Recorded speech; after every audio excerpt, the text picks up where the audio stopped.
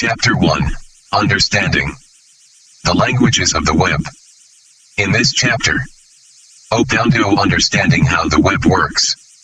Opoundó discovering the language of web browsers. Opoundó defining the language of web servers. Opoundó choosing how you want to develop for the web.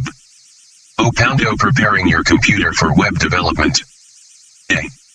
As we explain programming for the web to you, IDECO's helpful for all of us to speak the same language, at least when it comes to the subject at hand.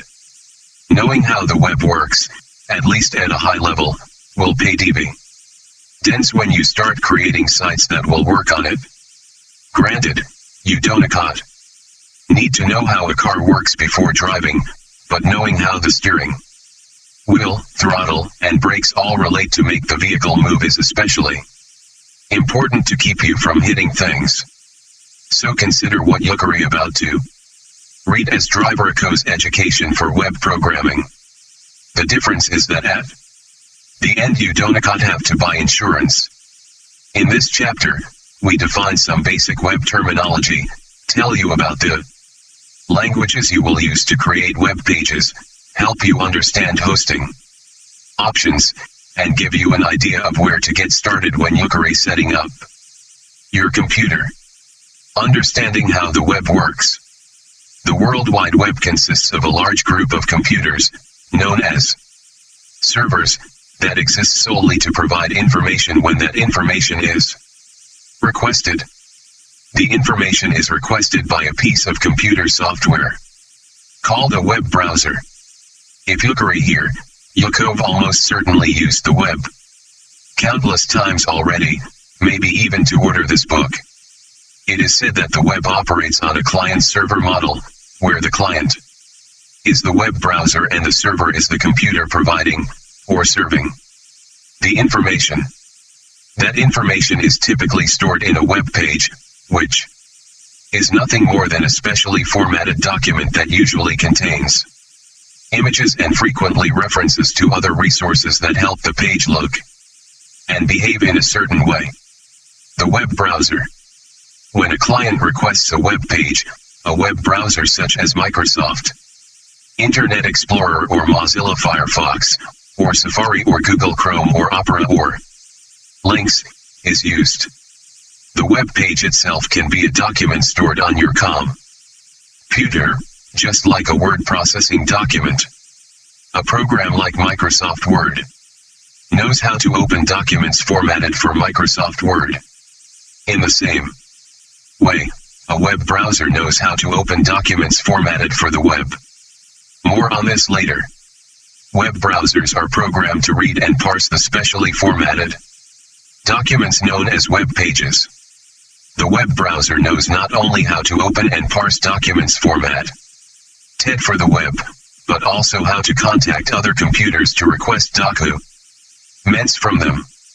For example, when you type http://www.braingia.org into the address bar of your browser, the browser knows how to translate that request into the resulting page that you end up seeing in front of you.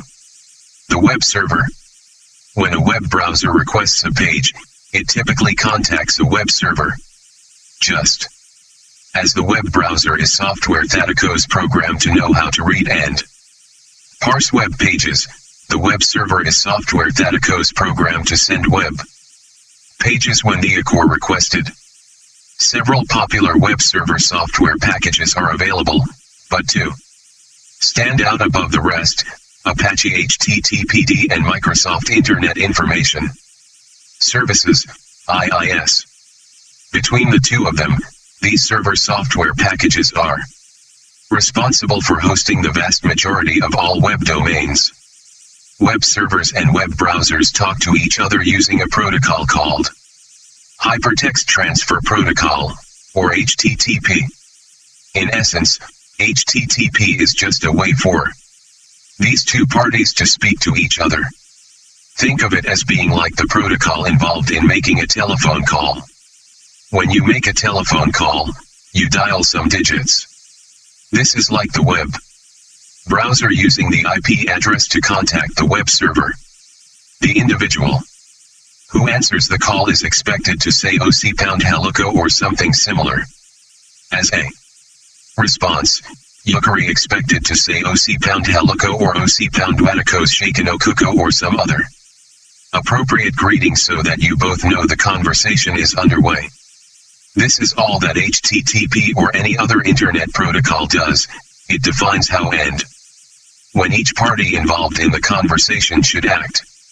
One major difference between HTTP and a telephone conversation is that HTTP is said to be stateless. This is a fancy way to say that HTTP doesn't remember what IDECO's doing from one request to the next. When you request a web page, the web server has no way of knowing that you just requested that same page 3 seconds ago, and it won't know if you request the same page 3 seconds from now. This is important when you start programming web applications that need to remember things from one screen to the next. And you'll see how easy it is to solve the problem. Lest you think you mistakenly bought Internet for Dummies, let us focus this discussion back toward web programming. Before doing so, here goes a summary of where you are so far. A web browser is special software that knows how to open and interpret web pages. Web browsers also know how to contact web servers to get information. The web operates on a client-server model. A web server is special software that knows how to respond to requests for web pages. Web servers and web browsers speak HTTP to each other and do so using host names, domain names, and IP addresses. Domain names and IP addresses. Every website needs a unique address on the web. The unique address used by computers to locate a website is the Internet Protocol, IP address. The most commonly used version of the IP is version 4, IPv4, but version 6, IPv6, is becoming more popular.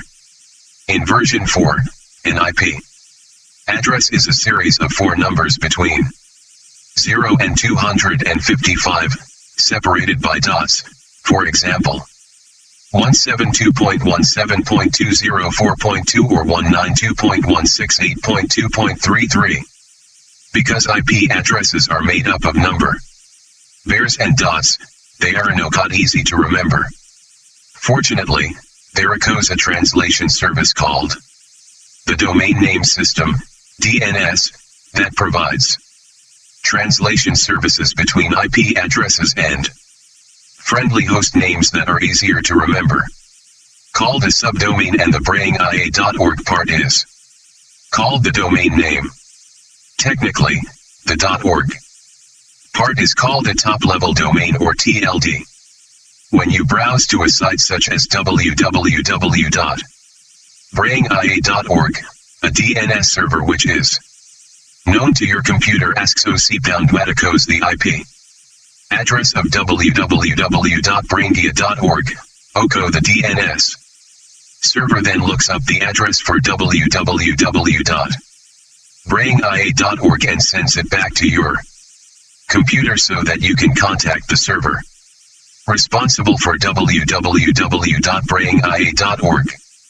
On the web, you typically see OC#watikos followed by a dot followed by a domain name, as in www.brayingia.org. In that address, the www is.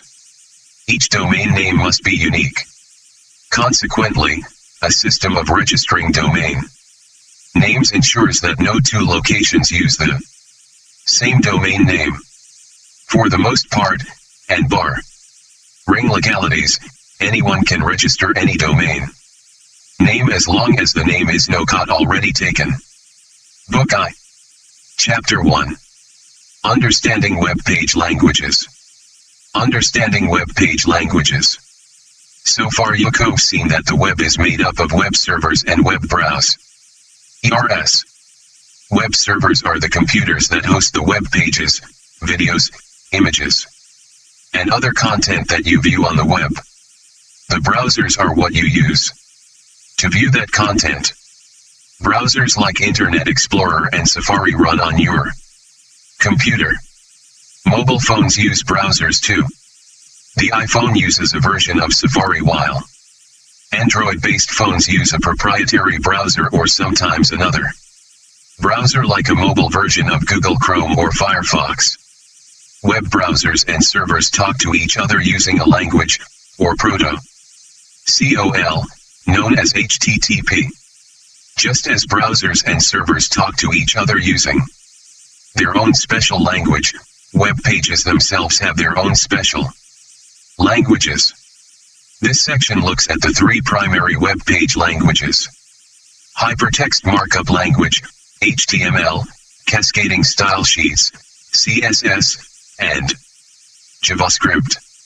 Marking up with HTML. Web pages are documents, much like the document that you could create in a word processor like Microsoft Word. To read a word processor document, you use software like Microsoft Word, which knows how to open, read, and parse documents formatted or laid out in a certain way so that the various headings, spacing, and other elements of that document appear as intended. Here is an example. We're writing this book in Microsoft Word. Each of the headings has a certain format while the main text has a different format. A new paragraph is created every time one of your humble book authors presses enter. Microsoft Word knows how to open this document and interpret those headings, paragraphs, and other elements, so if we send it to you and you also have Microsoft Word, you can open and see the document in the same way that we do. Behind the scenes, hidden formatting elements tell Microsoft Word how to format or lay out and display the text you see on the page. Hypertext markup language, HTML, provides the behind-the-scenes formatting and layout information for web pages. In much the same way as the behind-the-scenes formatting of a Word document tells Microsoft Word how to display that document, HTML tells the web browser how to display a web page. HTML marks up, or adds hidden information to the text and other things that you put on a web page. This hidden information is responsible for the layout of the page. For example, you can use HTML to indicate that specific text is a paragraph or a heading, and yet more HTML to indicate an image. Just as there are rules for formatting a book such as this, for example, any Level 2 headings appear below the primary, Level 1 headings, so too are web pages formatted in a special way. Ideally, web pages follow certain rules, such as smaller headings appearing within larger ones, and so on. When HTML on a web page is formatted correctly, with headings and other elements appearing in the proper order, the web page is said to be valid, and have what is called semantic markup. Semantic markup is a term used to describe a web page that correctly uses the HTML formatting elements in the right places. There is much more on this in Book 2, Chapter 1. Later in the book, you discover how to make the web browser understand formatting to create headings, paragraphs, insert images, and more, all with HTML. Styling pages with CSS. HTML informs the browser how text and other pieces of content on a page are laid out. Cascading style sheets, CSS, on the other hand, is used to change that layout to add stylistic or appearance-related information to the page. CSS is frequently used to change colors, fonts, text size, and other appearance-related items. For example, when you create a paragraph of text with HTML, it goes up to the browser to choose the font.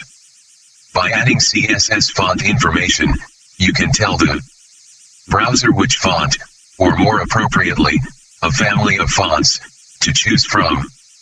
in order to display the text. Ultimately, it is still up to the browser to choose which font to use or even to ignore your CSS completely and display its own choice. CSS is also used to change the overall appearance of the page itself. For example, CSS can be used to create multi-column layouts, headings on pages, footers, and other display-oriented elements to make the page visually appealing and more usable. Book 2, Chapter 2, covers more about CSS, including its rules and usage.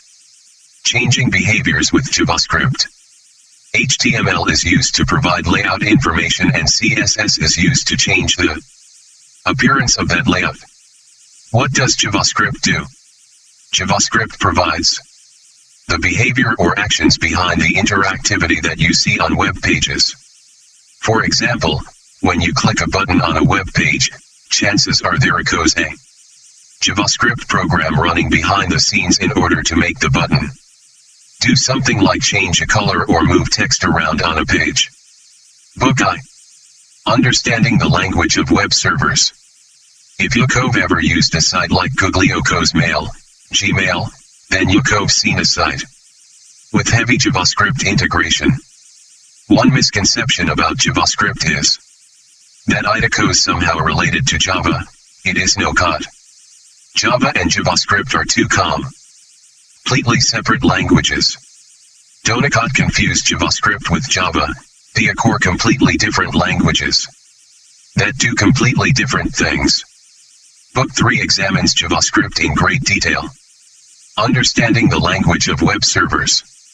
So far in this chapter, you've read about web page languages HTML, CSS, and JavaScript. These languages deal with the look and feel, HTML and CSS, and behavior, JavaScript, of the web page. Many web pages are merely saved documents that exist on a web server, but some are dynamically built, with real-time information retrieved as you request it. When pages are built dynamically, on the fly, a program is running on the web server to build that page.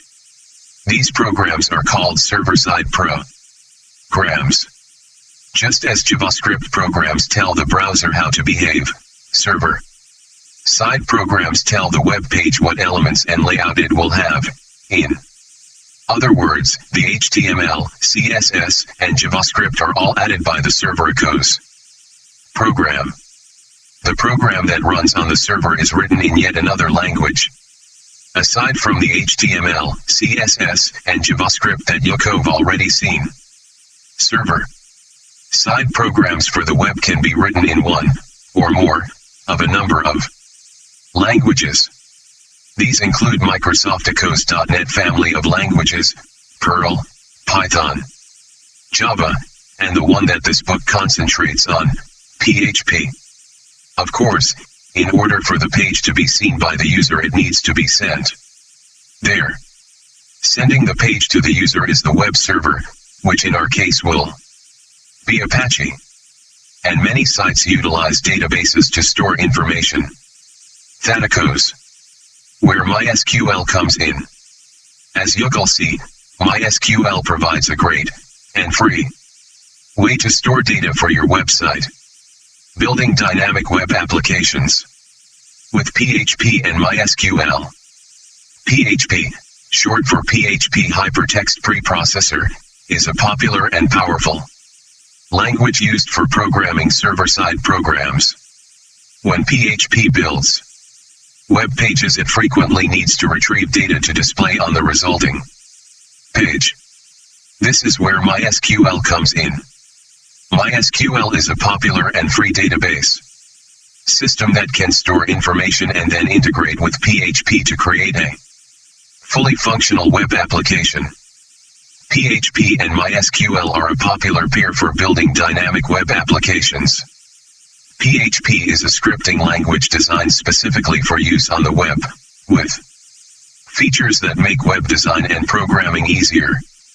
MySQL is a fast, easy-to-use RDBMS, relational database management system, used on many websites. MySQL and PHP as a pair have several advantages. The core free. IDECO's hard to beat free for cost effectiveness. The core web-oriented. Both were designed specifically for use on web sites. Both have a set of features focused on building dynamic websites. The core easy to use. Both were designed to get a website up quickly. The core fast. Both were designed with speed as a major goal. Together, they provide one of the fastest ways to deliver dynamic web pages to users. They communicate well with one another. PHP has built-in features for communicating with MySQL. You don't need to know the technical details, just leave it to PHP. A wide base of support is available for both. Both have large user bases. Because the core often used as a pair, they often have the same user base. Many people are available to help, including people on email discussion lists who have experience using MySQL and PHP together. The core customizable. Both are open source, thus allowing programmers to modify the PHP and MySQL software to fit their own specific environments. Sending the page to the browser with Apache. PHP and MySQL don't operate all alone, they need a web server in order to actually respond to requests for web pages. A web server is special software that runs on a computer. The most widely used web server on the internet is HTTPD from Apache, but most people just refer to it as OC_Apache, and so we do the same here. Like PHP and MySQL, Apache is free. When a person uses his or her browser to request a page, that request is received by the web server, Apache. Apache then looks to see if it knows about the resource, the web page, being requested. If Apache knows about the web page and is able to send it, then Apache responds to the request by sending the page to the requester. In the case of pages created with PHP, Apache uses special software to interpret the PHP prior to sending the page back to the requester. Apache offers the following advantages. IDECO's free. What else do we need to say? It runs on a variety of operating systems.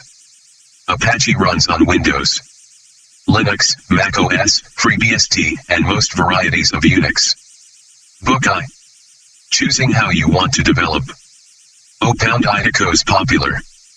Approximately 60% of websites on the internet use Apache, according to surveys at http://news.netcraft.com. archive/web_server_survey.html and www.securityspace.com/s_survey/data. This would not be true if it did not work well. Also, this means that a large group of users can provide help. IDECO's reliable. When Apache is up and running, it should run as long as your computer runs. Emergency problems with Apache are rare. IDECO's customizable. The open source license allows programmers to modify the Apache software, adding or modifying modules as needed to fit their own environment. IDECO secure. You can find free software that runs with Apache to make it into an SSL, secure sockets layer, server. Security is an essential issue. If you're using the site for e-commerce, choosing how you want to develop. When developing applications for the web, specifically applications that encompass both the browser-related technologies, HTML, CSS, and JavaScript, and the server technologies, PHP and MySQL, you have several choices for development and ultimately for placing the site up so that others can get to it. For development of the HTML, CSS, and JavaScript, You use your own computer or a computer provided to you for this purpose. We cover this aspect in short order. For now, think about the type of web development you intend to do as you read these next sections. Choosing a host for your website.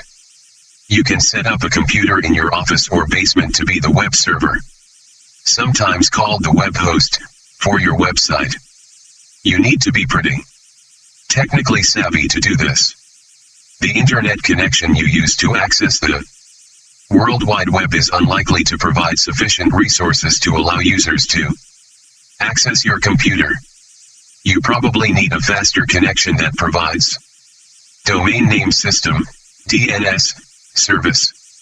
You need a different type of internet connection, probably at an increase in cost. This book doesn't provide the information you need to run your own web host.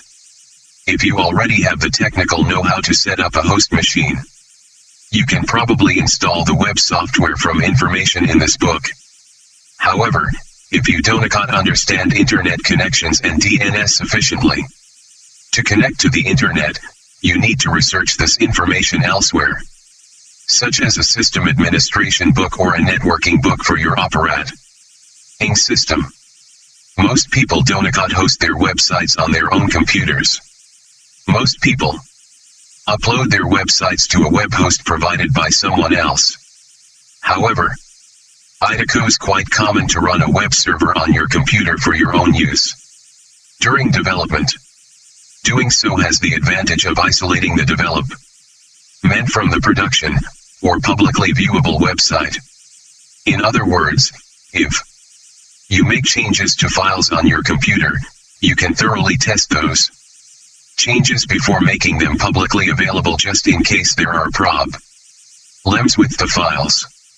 When you're ready to make the site available publicly, you then enlist the help of someone to host the site. Web hosting is often provided by one of the following. The website owner. Perhaps you're creating a website for a company, either as an employee or a contractor. The company usually the company IT, information technology, department installs and administers the website software. A web hosting company. You can park your website on a web hosting company's computer. The web hosting company installs and maintains the website software and provides space on its computer, usually for a fee, where you can upload the web page files for your website. In the coming sections, we describe these environments in more detail and how to install your website in the environments.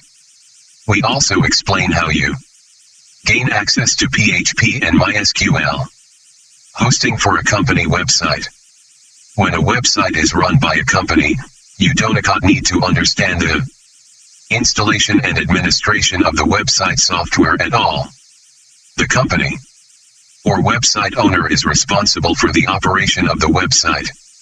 In most cases, the website already exists, and your job is to add to, modify, or sign the existing website. In a few cases, the company might be installing its first website, and your job is to design the website. In either case, your responsibility is to write and install the web page files for the website. You are not responsible for the operation of the website. You access the website software through the company's IT department. The name of this department can vary in different companies, but its function is the same. It keeps the company's computers running and up to date. If PHP or MySQL or both are not available on the company's website, IT needs to install them and make them available to you. PHP and MySQL have many options, but IT might not understand the best options and might have options set in ways that are not well suited for your purposes. If you need PHP or MySQL options changed, you need to request that IT make the choosing how you want to develop change. You want to be able to make the change yourself. For instance, PHP must be installed with MySQL support enabled, so if PHP is no communicate incorrectly with MySQL, IT might have to reinstall PHP with MySQL support enabled. You'll interact with the IT folks frequently as needs arise. For example, you might need options changed, you might need information to help you interpret an error message, or you might need to report a problem with the website software. So a good relationship with the IT folks will make your life much easier. Bring them tasty cookies and donuts often. Choosing a web hosting company. A web hosting company provides everything that you need to put up a web site, including the computer space and all the website software. You just create the files for your web pages and move them to a location specified by the web hosting company. About a gazillion companies offer web hosting services. Most charge a monthly fee, often quite small, and some are even free. Most, but not all, of the free ones require you to display advertising. Usually, the monthly fee varies depending on the resources provided for your website. For instance, a website with 100 megabytes of disk space for your web page files costs less than a website with 200 megabytes of disk space. When looking for a web hosting company for your website, make sure that it offers the following. Outbound PHP and MySQL. Not all companies provide these tools. You might have to pay more for a site with access to PHP and MySQL. Sometimes you have to pay an additional fee for MySQL databases. Outbound a recent version of PHP. Sometimes the PHP versions offered are not the most recent versions. Take the time to find a web hosting company that offers at least PHP 5.3, if not PHP 6 if it is available. Some web hosting companies offer PHP 4 but have PHP 5 or 6 available for customers who request it. Other considerations when choosing a web hosting company are outbound reliability. You need a web hosting company that you can depend on. One that won't go broke and disappear tomorrow and that is no running on old computers that are held together by chewing gum and baling wire. If the company has more downtime than uptime, save yourself a headache and look elsewhere.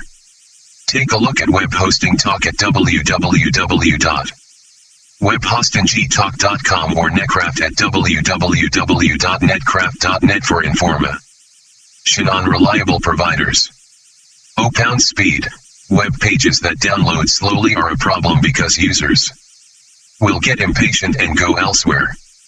Slow pages might be a result of a web hosting company that started its business on a shoestring and has a shortage of good equipment, or the company might be so successful that its equipment is overwhelmed by new customers. Either way, web hosting companies that deliver web pages too slowly are unacceptable. Netcraft, www.netcraft.net, regularly posts a survey of the fastest hosting providers. Outbound technical support. Some web hosting companies have no one available to answer questions or troubleshoot problems. Technical support is often provided only through email, which can be acceptable if the response time is short.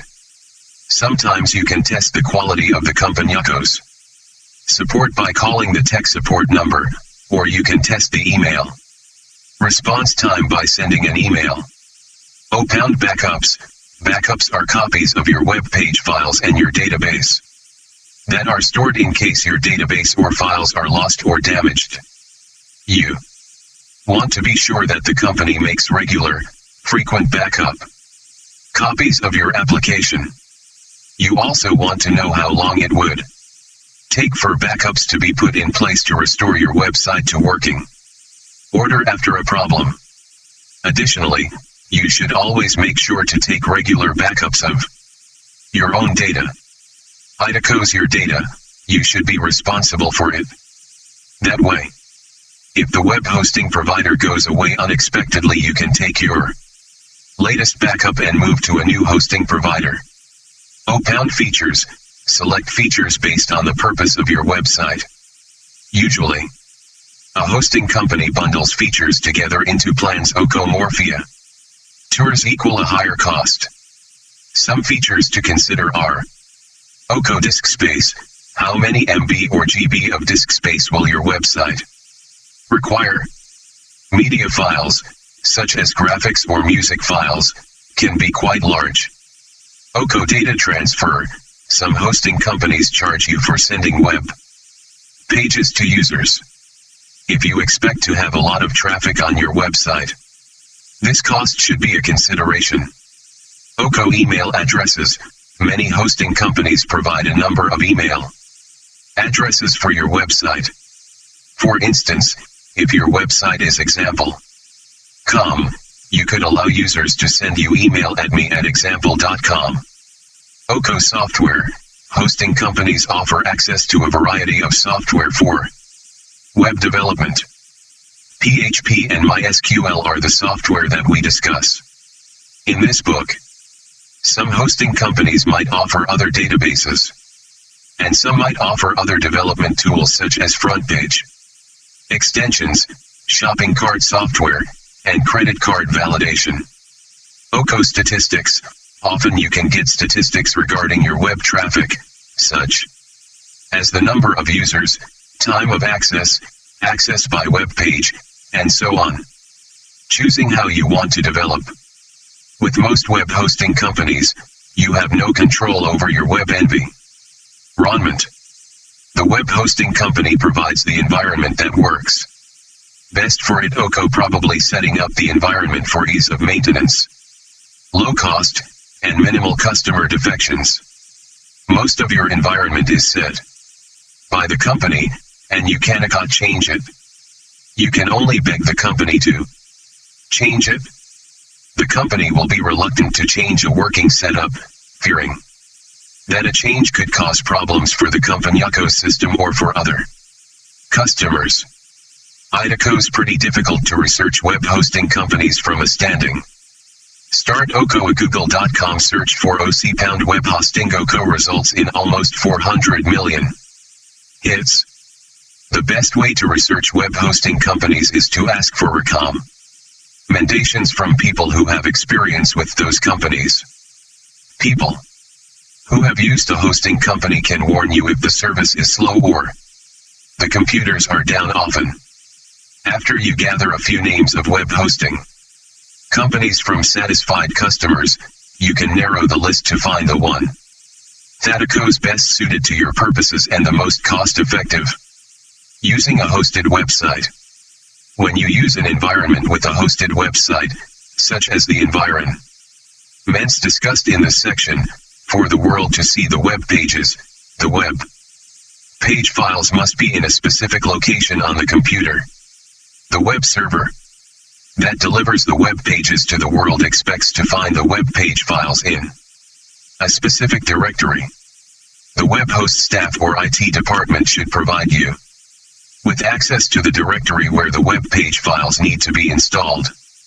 To use the web software tools and build your dynamic website, you need the following information from the web host.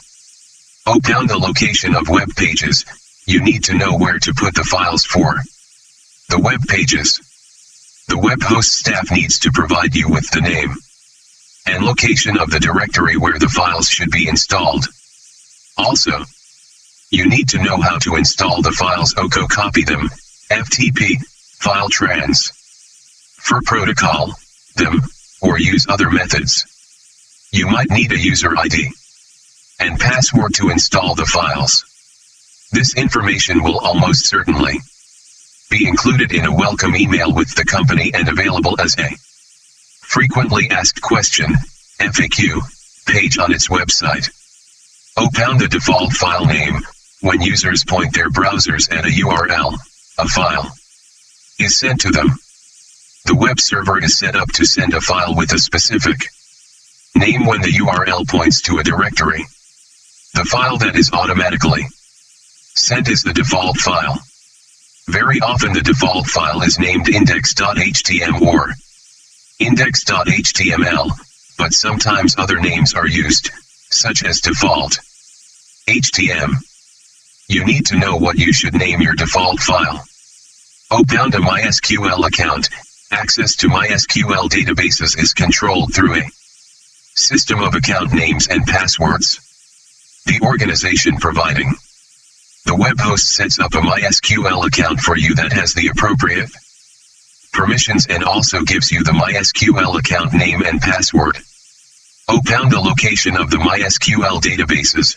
MySQL databases need not be located on the same computer as the website. If the MySQL databases are located on a computer other than that of the website, you need to know the host name, for example, thor.example.com, where the databases can be found. Open the PHP file extension. When PHP is installed, the web server is instructed to expect PHP statements in files with specific extensions. Frequently, the extensions used are .php or .phtml, but other extensions can be used. PHP statements in files that do not have the correct extension will not be processed. Find out what extension to use for your PHP programs. Setting up your local computer for development.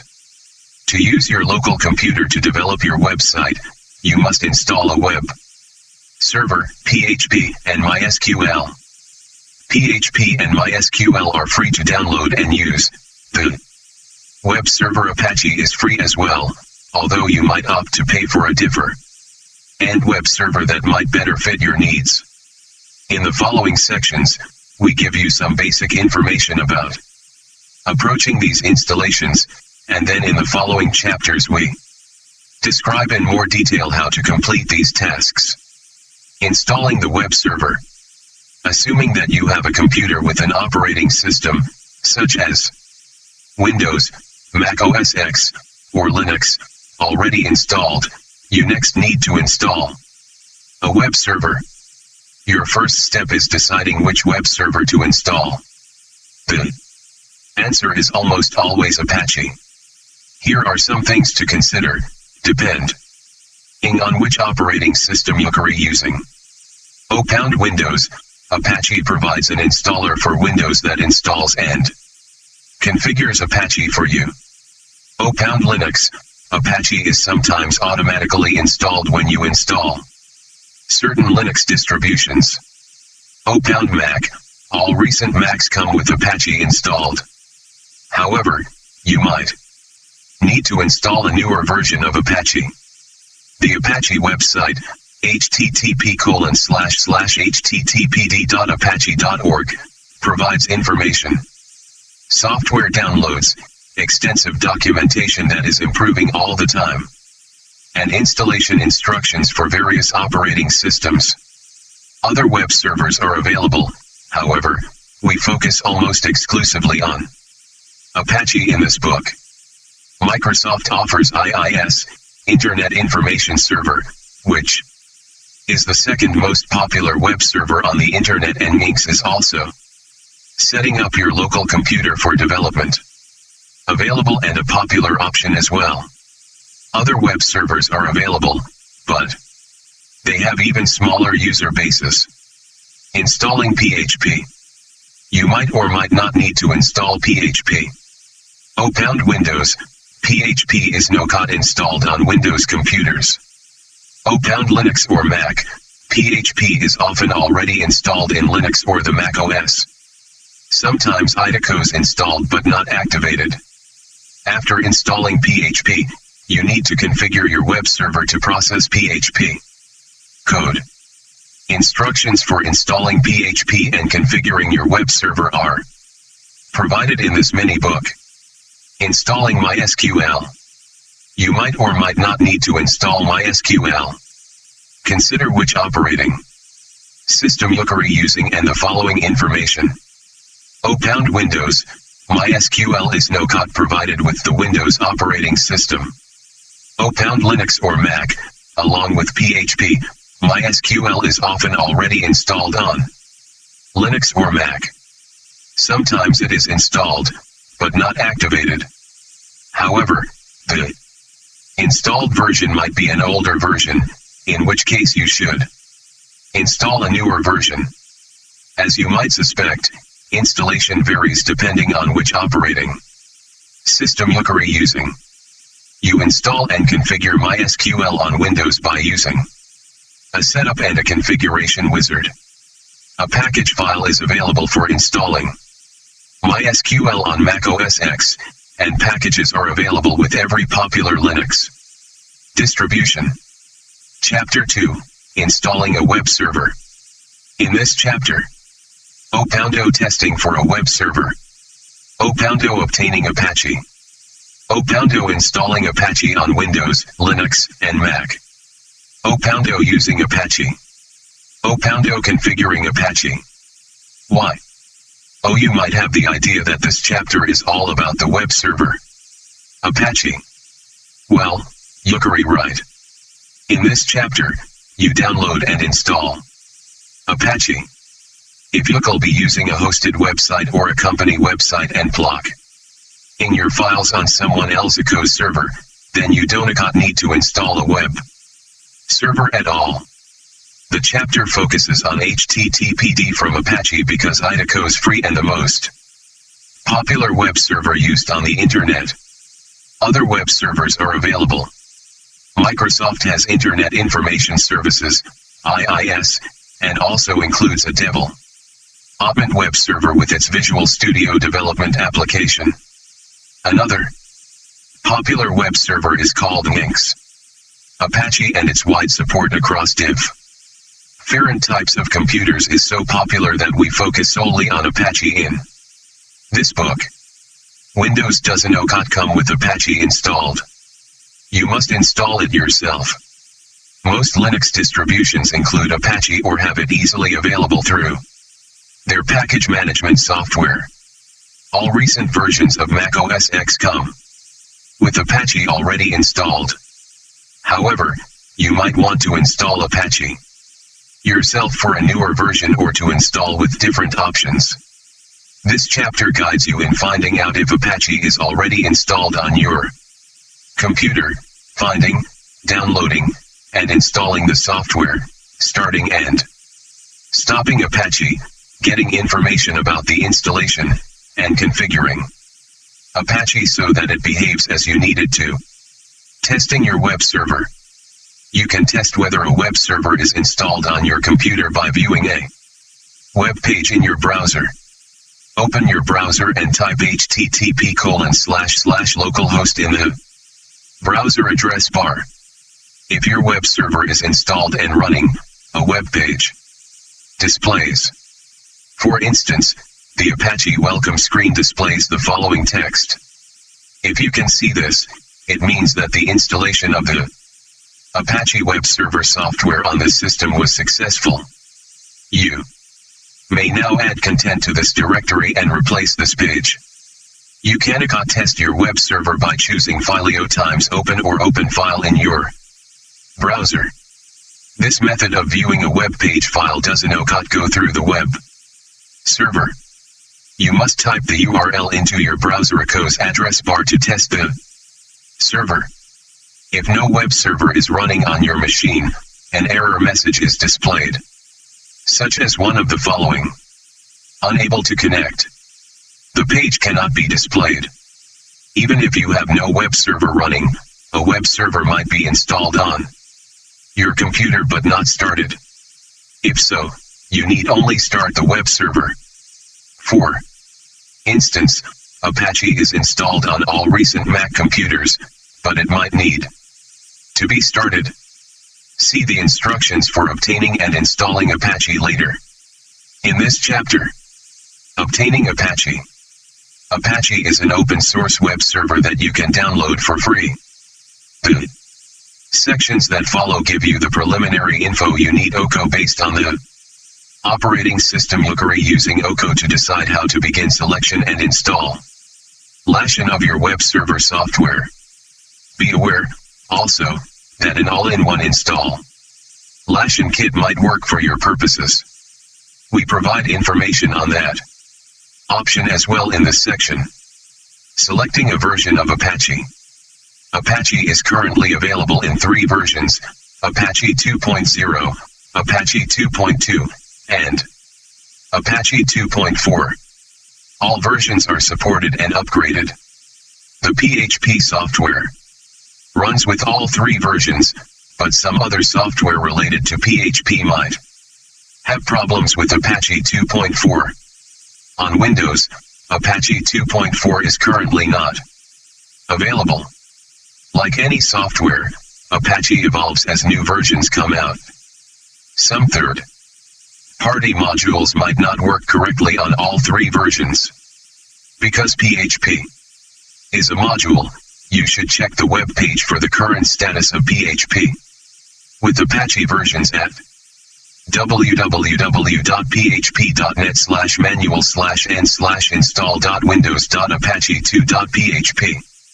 Try to install the most current release of the Apache version you choose so that your Apache server includes all the latest security and bug fixes. Downloading from the Apache website. Apache for all operating systems is available on the official Apache web site. You can download source code to compile on your operating system. Compiling and installing source code is not difficult on Linux and Mac, but it requires expert knowledge and software on Windows. Binary files OCO compiled, ready to run files that just need to be copied to the correct location OCO are available for Windows. To obtain Apache from the Apache website, go to http://httpd.apache.org. Scroll down to the section for the Apache version you want to download. Click the appropriate link for the version you want to download. A download page with links to download the current versions displays.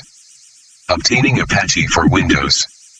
The Windows binary file is available with an installer, which will install, configure, and start Apache. On the Apache website download page, find the section for the Apache version you want. Click the link for the Win32 binary MSI installer to download the installer file. Although Win32 source code is also available to download in a zip file, compiling and installing Apache from source code is difficult and should be attempted only by advanced users. It requires advanced knowledge and SPE shell software. Obtaining Apache for Linux. Most recent versions of Linux include Apache. If you need to install Apache or upgrade to a more recent version, most Linux distributions provide software either on their website that you can download or through their package management software that will install on your specific Linux system. In addition, most Linux systems provide a utility specifically for downloading and installing software. For instance, Fedora provides the yum utility that downloads and installs software from the Fedora website. See the documentation for your Linux distribution for information on how to download and install software on your Linux system. In a few cases, you might need to install Apache manually. The software provided by the website might not be the most recent or might not be configured to your needs. To install manually, you need to download the source code from the Apache website at http://httpd.apache.org. Obtaining Apache. You can easily compile and install Apache from the source code. This process is not as technical and daunting as it sounds. Instructions for installing Apache from source code are provided in the OC # installing Apache from source code on Linux or Mac OCO section, later in this chapter. Obtaining Apache for Mac. Apache comes already installed on most recent versions of Mac OS X. If you Test Apache by typing http://localhost in your browser address window and it doesn't display a web page. Idaco's probably installed but not started. To find out how to start Apache, see the section OC installing Apache on a Mac OCO later. In this chapter, if you need to install Apache because it is not installed or an old version is installed, download the source files from the Apache website to compile and install on your Mac. Instructions for installing Apache from the source code are provided in the OC installing Apache from source code on Linux and Mac OCO section, later in this chapter. Obtaining all-in-one installation kits. You can obtain some kits that contain and install PHP, MySQL, and Apache in one procedure. These kits can greatly simplify the installation process. However, the software provided might not include the features and extensions that you need. XAMPP is a popular all-in-one installation kit that contains Apache, PHP, and MySQL. XAMPP has stable versions available for Windows and for several versions of Linux. XAMPP is available at www.apachefriends.org/n. XAMPP.html instructions for installing your software using XAMPP are provided in Chapter 5 in this mini-book. WAMP Server is a popular installation kit for Windows that provides recent versions of Apache, PHP, and MySQL. It also installs phpMyAdmin, a utility for managing your MySQL databases. WAMP Server is available at www.wampserver.com/n. MAMP is an installation kit for Mac that installs Apache, PHP, and MySQL for Mac OS X. This free package installs a local server environment on your Mac. You can obtain MAMP at www.mamp.info. Verifying a downloaded file. The Apache website provides methods to verify the software after you download it, as a security precaution to make sure that the file has not been altered by bad guys. You can use the MD5 method or the PGP method for verifying the file. This book provides instructions for the MD5 method. Basically, the same process is used to verify the file for PHP, MySQL, and Apache. You can find instructions for verifying the downloaded file in Chapter 3 of this mini-book. On the Apache website, click the MD5 link to see the MD5 signature discussed in the instructions. Installing Apache. The following subsections describe installing Apache on Windows, Mac, and Linux. Installing Apache on Windows. You can install Apache on almost any version of Windows. You cannot install Apache with the following directions if Internet Information Services, IIS, is already running on port 80. If IIS is running, you will find the IIS console at starto times control panelo times administrative toolso times Internet Services Manager. If you do not find this menu item, IIS is not installed. If IIS is already running, you must shut it down before installing Apache or install Apache on a different port. To install Apache after you are sure that IIS is not running, follow these steps. 1. Double-click the file you downloaded. The file is named Apache_, followed by the version number and win32x86no_ssl.msi. For instance, httpd 2.2.22 win32 x86 no_ssl.msi. Note, you might need to right-click the file and choose Run as Administrator. The Apache installation wizard begins, and a welcome screen appears. 2. Click Next. The license agreement is displayed. 3. Select I accept the terms in the license agreement and then click Next. If you do not accept the terms, you cannot install the software. A screen of Information about Apache is displayed. 4. Click Next. A screen is displayed asking for information. 5. Enter the requested information and then click Next. The information requested is installing Apache. OK domain name. Type your domain name, such as example.com. If Yukari installing Apache for testing and plan to access it only from the machine where Idaco's installed, you can enter localhost. OK server name. Type the name of the server where Yukari installing Apache, such as www.example.com or s1.example.com. If Yukari installing Apache for testing and plan to access it only from the machine where Idaco's installed, you can enter localhost. OK email address. Type the email address where you want to receive email messages about the web server, such as web server at example.com. OK run mode. Select whether you want Apache to run as a service, starting automatically when the computer boots up, or whether you want to start Apache manually when you want to use it.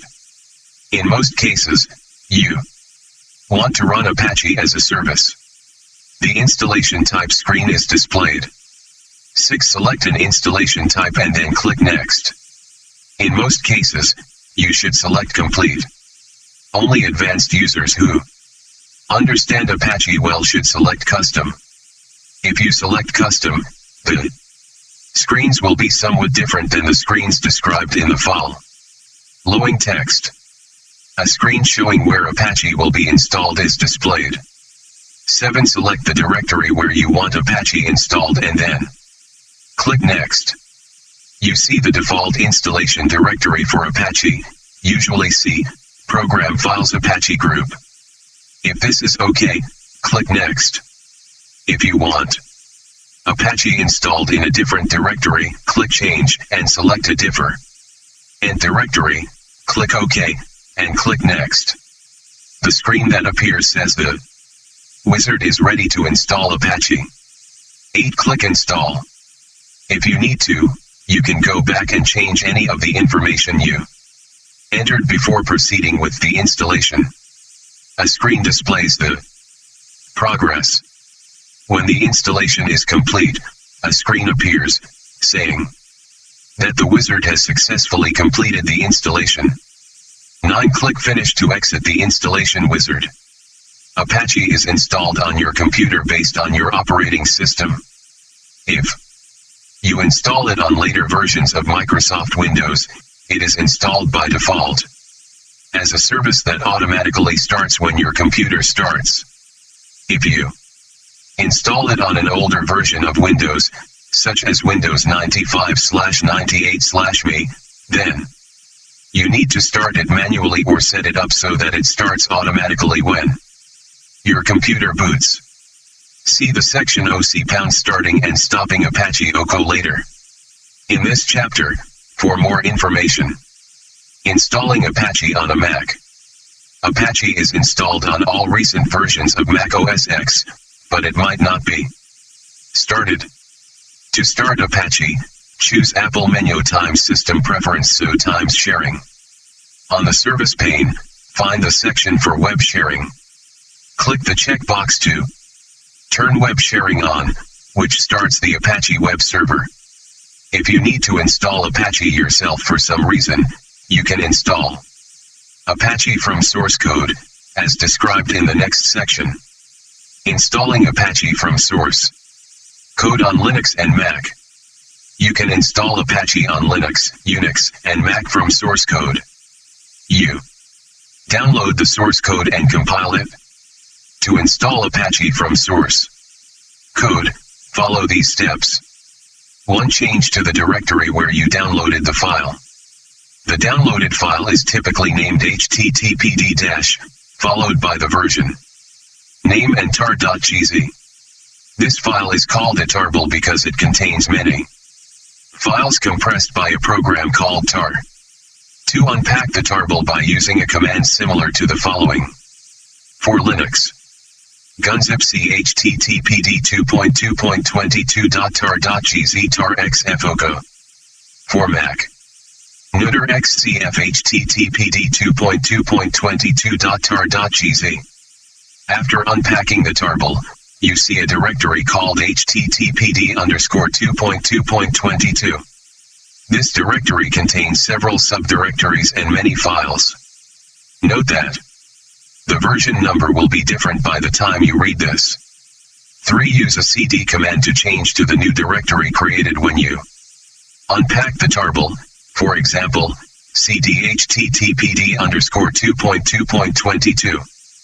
4. Type the configure command. The configure command consists of /configure followed by all the necessary options.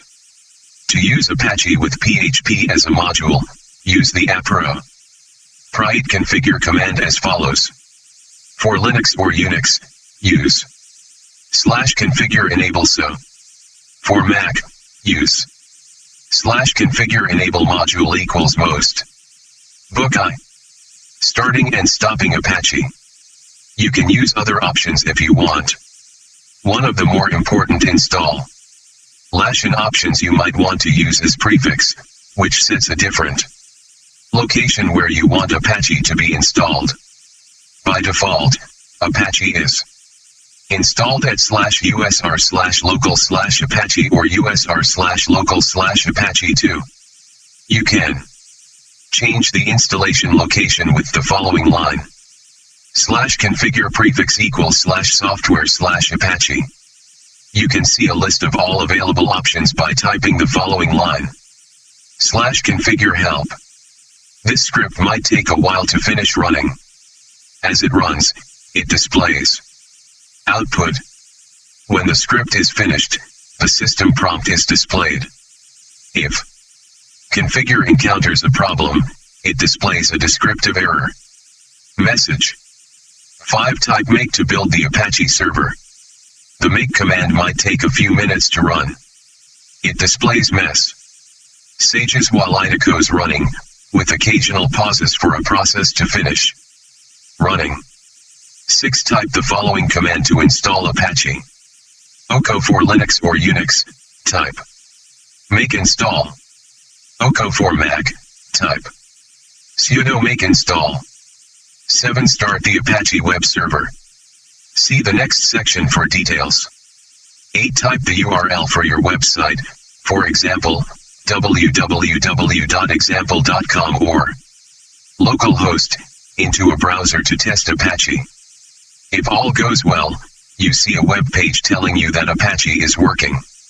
Starting and stopping Apache. You might need to start Apache when you install it, or you might not. It might already be started. However, whenever you change your Apache or PHP configuration settings, you need to restart Apache before the new settings go into effect. Starting and stopping Apache on Windows. When you install Apache on Windows, IDECO's usually automatically installed as a service and started. IDECO's ready to use. However, on Windows 95, 98, and ME, you have to start Apache manually, using the menu. When you install Apache, it creates menu items for stopping and starting it. To find this menu, choose Start O times Programs O times Apache HTTP Server O times Control. Apache Server. The menu has the following items. O_Start. This option starts Apache when it is no-code running. If you click this item when Apache is running, you see an error message saying that Apache has already been started. O_Stop stops Apache when IDECO's running. If you click this item when Apache is no-code running, you see an error message saying that Apache is no-code running. O_Restart. This restarts Apache when IDECO's running. If you make changes to Apache OCO's configuration, you need to restart Apache before the changes become effective. Starting Apache on Linux, Unix, and Mac. A script named ApacheCL is available to control the server. By default, The script is stored in a subdirectory called bin in the directory where Apache is installed. Some Linux distributions may put it in another directory. The script requires a keyword. The most common keywords are start, stop, and restart. The general syntax is as follows. /Apache keyword. The Apache script starts the Apache server, which then runs in the background, listening for HTTP requests. By default, the compiled Apache server is named HTTPD and is stored in the same directory as the Apache script, unless you changed the name or location during installation. The Apache script serves as an interface to the compiled server, called HTTPD. You can run the HTTPD server directly, but it goes better to use Apache as an interface. The Apache 1 script manages and checks data that HTTPD commands require. Use the Apache script to start Apache with the following command. O# for Linux. /usr/local/apache/bin/apache start. O# for Mac. sudo /usr/local/apache/bin/apache start. The Apache script contains a line that runs HTTPD. By default, Apache looks for HTTPD in the default location oco/usr/local/apache/bin or /usr/local/apache2/bin. If you installed Apache in a non-standard location, you might need to edit Apache to use the correct path. Open Apache and then search for the following line. Starting and stopping Apache. HTTPD equals oco/usr/local/apache2/bin/doco. Change the path to the location where you installed HTTPD. For example, the new line might be this. HTTPD equals oco/usr/mistuff/bin/doco. After you start Apache, you can check whether Apache is running by looking at the processes on your computer. Type the following command to display a list of the processes that are running. /oco. If Apache is running, the list of processes includes some HTTPD processes. Restarting Apache on Linux, Unix, and Mac. Whenever you change the configuration file, the new directives take effect. The next time Apache starts. If Apache is shut down when you make the changes, you can start Apache as described earlier in the OC starting Apache on Linux, Unix, and Mac section. However, if Apache is running, you cannot use start to restart it. Using start results in an error message saying that Apache is already running. You can use the following command to restart Apache when is currently running. O# for Linux. /usr/local/apache2/bin/apache restart. O# for Mac. sudo /usr/local/apache2/bin/apache restart. Although the restart command usually works, sometimes it doesn't. If you restart Apache and the new settings don't seem to be in effect, try stopping Apache and starting it again. Sometimes this solves the problem. Stopping Apache on Linux, Unix, and Mac. To stop Apache, use the following command. /usr/local/apache/bin/apache stop. sudo /usr/local/apache/bin/apache stop. You can check to see whether Apache is stopped by checking the processes running on your computer by using the following command. /oco. The output from PS should not include any HTTPD processes. Getting information from Apache. Sometimes you want to know information about your Apache installation, such as the installed version. You can get this information from Apache by using the applicable procedure that follows. Getting Apache information on Windows. You can get information from Apache by opening a command prompt.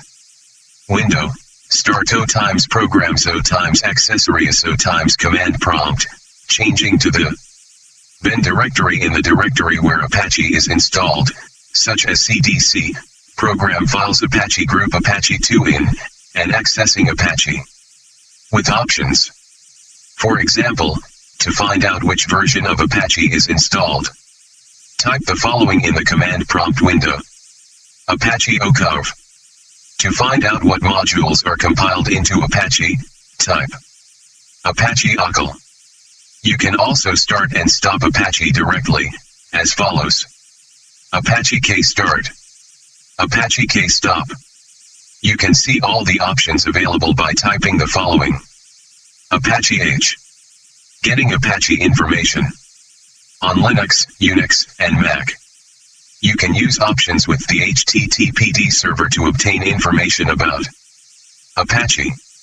For instance, you can find out what version of Apache is installed by changing to the directory where the HTTPD server resides and typing one of the following. httpdv/httpd ocarv. You can find out what modules are installed with Apache by typing httpdl. To see all the options that are available, type configuring Apache. Configuring Apache.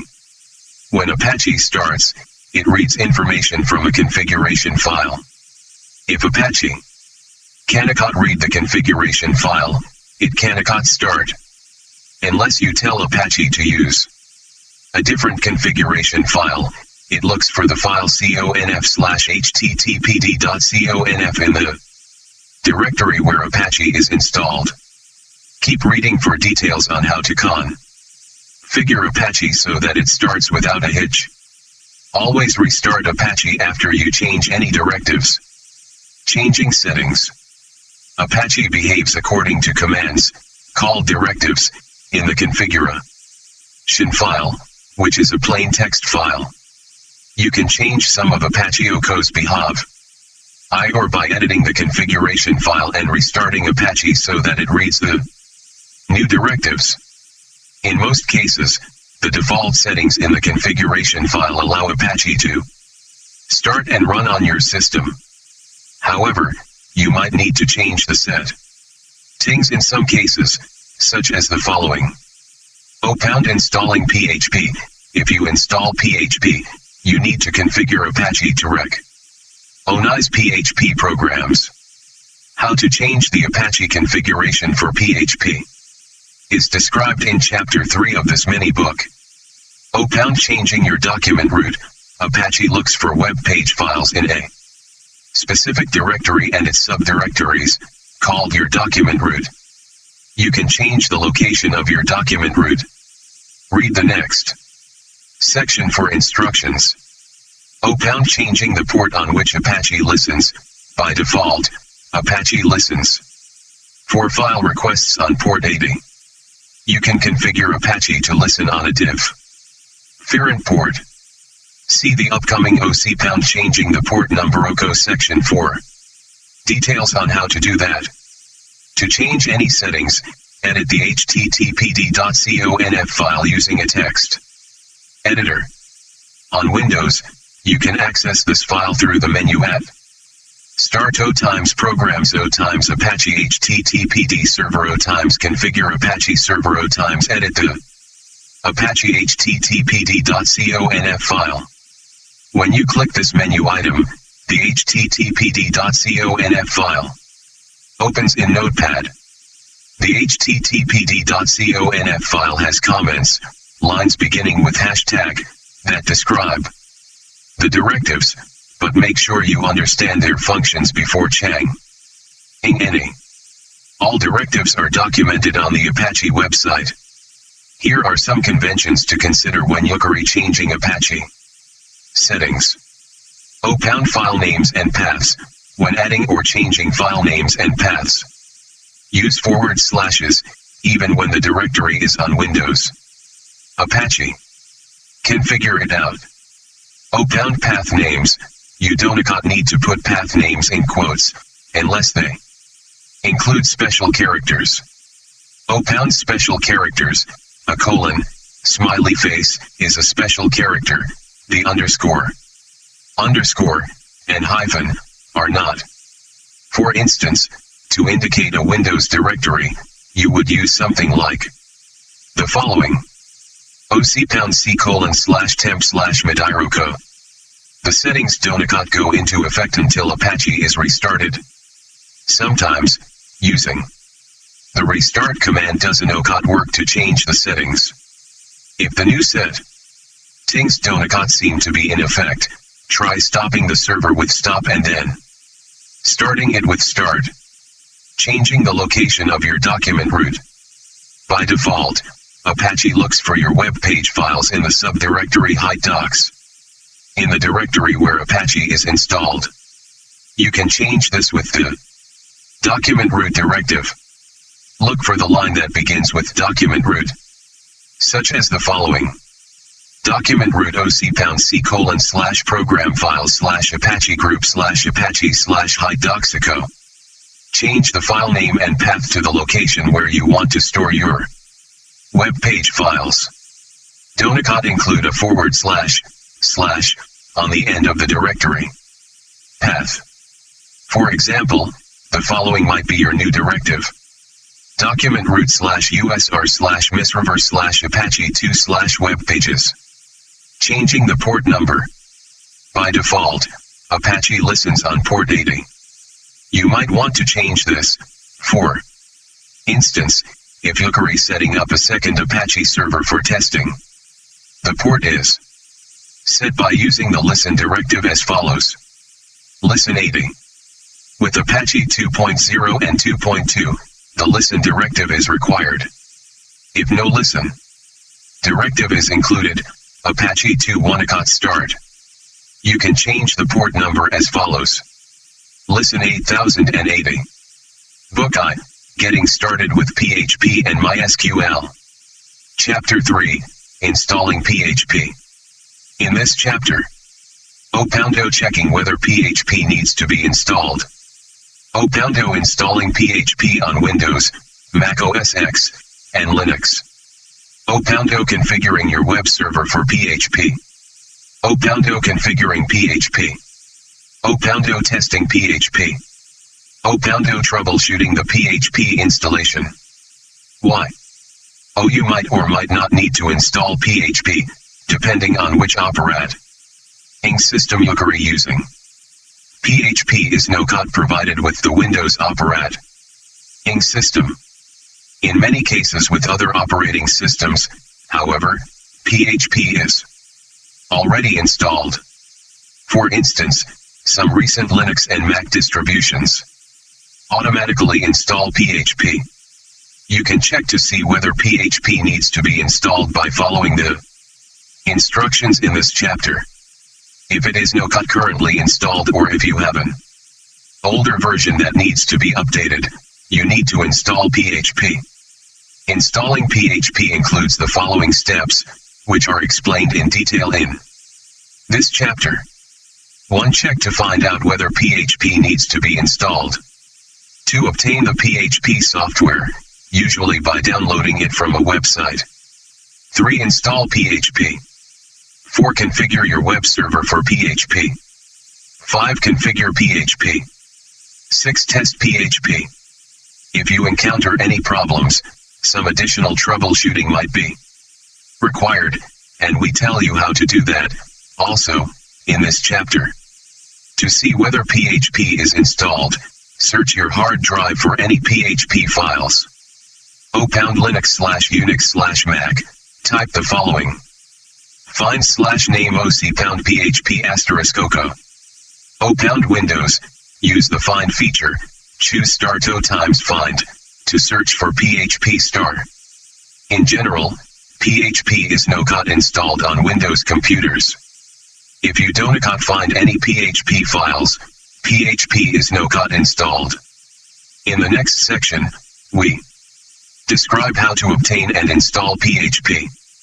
If you find PHP files on your computer, PHP might or might not be ready to go. The files might reside on your hard drive, but PHP might not have been installed. Or PHP might be installed, but it might not be the most recent version. In that case, you might want to install the most up-to-date version. You can test whether PHP is ready to go using the testing procedure described in the section OC testing PHP OCO later in this chapter. The tests in that section determine whether PHP is installed and tell you which version is installed. Most Mac OS X versions since 10.3 come with PHP already installed, but Apache might not be configured to handle PHP code. If PHP is installed on your Mac but doesn't seem to be working, try following the instructions in the section OC configuring your web server for PHP OCO later in this chapter. Editing the httpd.conf file might be all you need to do to get your PHP up and running. Obtaining PHP. At the time of this writing, 2 versions of PHP are available, PHP 4 and PHP 5. When PHP 6 is released, 3 versions of PHP might be available for a period of time. If you're reinstalling PHP for the first time and creating your first website, you should download PHP 5 or PHP 6 if it is available at the time you read this book. You should install an older version of PHP only if you need to maintain or modify an existing website with existing code. Code that is written for one version of PHP might need to be modified to run on another version of PHP. If you have a lot of code, you might want to update the code over a period of time. Obtaining PHP. The sections that follow provide some general information about what you'll find on the PHP website and tell you how to get the PHP installation file for Windows, Linux, and Mac OS, and also how to obtain an all-in-one installation kit that includes PHP plus more web development tools. Choose the option that best fits your needs. After downloading the file, you can verify that the file is secure. Downloading from the PHP website. PHP for all operating systems is available on the PHP website at www.php.net. You can download source code to compile on your operating system.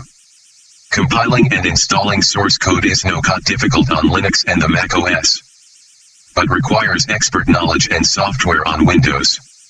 Binary files OCO compiled, ready to run files that just need to be copied to the correct location OCO are available only for Windows. You can obtain binary files for Linux and the Mac OS from other web locations, but not from the PHP website. Obtaining PHP for Windows. You can easily install PHP from binary files that you can download from the PHP website at www.php.net.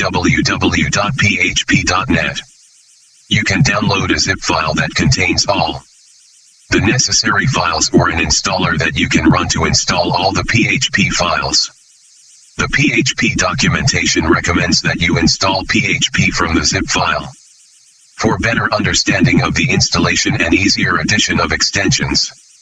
Later, the directions in this chapter provide instructions for installing PHP from the zip file. Although Windows users can compile and install PHP from source code, also available from the PHP website, it is difficult and should only be attempted by advanced users. It requires advanced knowledge and special software. To download the Windows zip file, take these steps. 1. Go to www.php.net/downloads.php. 2. Download the zip package for the most recent version of PHP. Obtaining PHP for Linux. Most recent versions of Linux include PHP. If you need to install PHP or upgrade to a more recent version, most Linux distributions provide software on their website that you can download and install on your specific Linux System. In addition, most Linux systems provide utilities specifically for downloading and installing software. For instance, Fedora provides the yum utility that downloads and installs software from the Fedora website, and Ubuntu includes a package manager as well. See the documentation for your Linux distribution for information on how to download and install software on your Linux system. In some cases, you might need to install PHP manually. The software provided by the website might not be the most recent or might not be configured to your needs. To install manually, you need to download the source code from the PHP website at www.php.net. You can easily compile and install PHP from the source code. This process is not as technical and daunting as it sounds. Instructions for installing PHP from source code on Linux are provided in this chapter. Obtaining PHP for the Mac OS. PHP comes already installed on most recent versions of Mac OS X. If you need to install PHP because it is not installed or an older version is installed, the easiest way is to install from a binary file. The PHP website doesn't provide a binary file, but binary files are provided for some versions of OS X at https://blog.lap.ch/archive/2011/04/13-php-5-3-4-OS-X 10-6-1lineinstaller.html. The information needed to download and install the binary file is provided at this website. Check the support and extensions provided in the binary file to ensure that you have the features you need. If the binary file doesn't provide the features or extensions you need, you can download the source files from the PHP website to compile and install on your Mac. Instructions for installing PHP from the source code are provided in this chapter. Obtaining all-in-one installation kits. You can obtain some kits that contain and install PHP, MySQL, and Apache in one procedure. These kits can greatly simplify the installation process. However, the software provided might not include the features and extensions that you need. XAMPP is a popular all-in-one installation kit that contains Apache, PHP, and MySQL. XAMPP is available at www.apachefriends.org/n/xampp. HTML. Instructions for installing your software using XAMPP are provided in Chapter 5 in this mini-book. WAMP Server is a popular installation kit for Windows that provides recent versions of Apache, PHP, and MySQL. WAMP Server is available at www.wampserver.com. MAMP is an installation kit for Mac that installs Apache, PHP, and MySQL for Mac OS X. This free package installs a local server environment on your Mac. You can obtain MAMP at www.mamp.info. Verifying a downloaded file. The PHP website provides methods to verify the software after you download it, as a security precaution to make sure that the file has not been altered by bad guys. You can verify using either the MD5 method or the PGP method. The MD5 method is simpler and is described in this section. On the download web page, a long string called a signature is displayed below the file you downloaded. Here goes an example. MD5 6112F6A730C680A4048BUB40E4107B3. The downloaded PHP file needs to provide the same MD5 signature shown on the download page. You use software on your computer to check the MD5 signature of the downloaded file. On Windows, you might need to download and install MD5 software. You can find software that checks MD5 signatures at www.formilab.ch/MD5. Your Linux or Mac system includes software to check the MD5 signature. You can check the MD5 signature of the downloaded file at a command line prompt, such as the command prompt window in Windows. You may need to be in the directory where the downloaded file resides. To check the MD5 signature, type MD5 file name. Use the name of the file that you downloaded, such as MD5 PHP 5.2.1. When 32.zip in Windows, you might need to copy the downloaded file to the directory where the MD5 software, such as md5.exe, is installed. Change to this directory, and then type the preceding command. A signature displays. The signature here should be the same signature displayed under the file name on the download page of the PHP website. Hashcheck is a simple, open source, free, Windows program with a graphical interface that allows you to check MD5 signatures by clicking buttons and dragging file names, rather than by typing commands in a command prompt window. You can obtain it at http://code.klu.org/hashcheck. You can verify the downloads for Apache and MySQL with a similar procedure, as discussed elsewhere in this mini-book. Although PHP runs on many platforms, we describe installing it on Unix, Linux, Mac, and Windows, which represent the operating systems in use by the majority of websites on the Internet.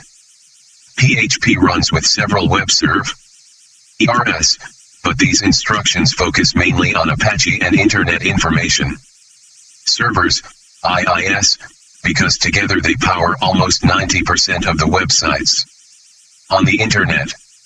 If you need instructions for other operating systems or web servers, see the PHP website at www.php.net. This chapter provides installation instructions for PHP 5 and 6.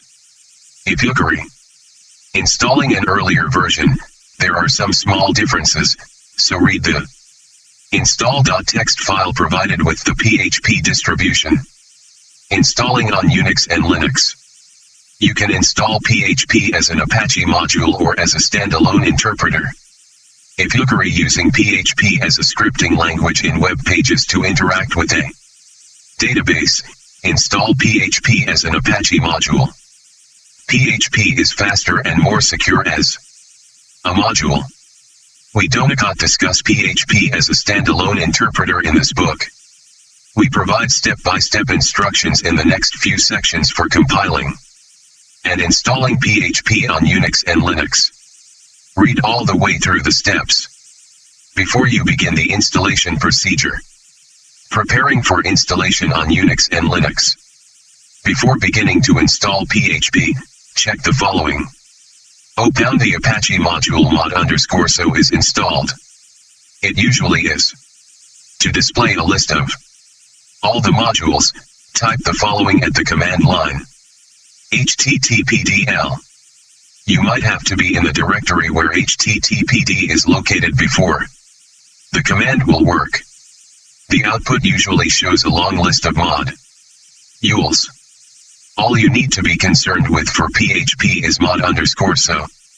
If mod_so is no code loaded, Apache must be reinstalled using the enable module =so option. Open the apps utility is installed. The apps utility is installed when Apache is installed. You should be able to find a file called apps. If Apache was already installed on Linux or installed from a Linux distribution website, apps might not have been installed. Some Apache installations consist of 2 installation packages, one for the basic Apache server and one for Apache development tools. The development tools, which contain apps, might need to be installed. Open the Apache version is recent. See Chapter 2 of this mini-book for a Cushion of Apache versions. To check the version, type the following. httpdv. You might have to be in the directory where httpd is located before the command will work. Installing on Unix and Linux. To install PHP on Unix or Linux with an Apache web server, follow these steps. 1. Change to the directory where you downloaded the source code. 4. Instance, cd-usr/src.